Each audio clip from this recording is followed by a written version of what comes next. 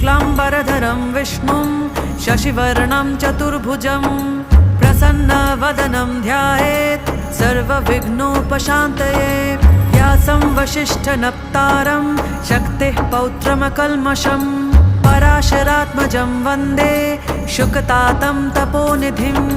व्यासाय विष्णुरूपाय व्यासरूपाय विष्णवे नमो वै ब्रह्मनिधये वासिष्ठाय नमो नमः। अविकाराय शुद्धाय नित्याय परमात्मने सदैकरूपरूपाय विष्णवे सर्वजिष्णवे।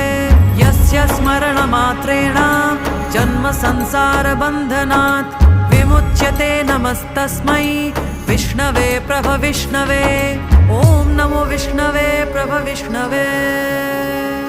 श्रीवैशम्पायन उवाच श्रुत्वा धर्म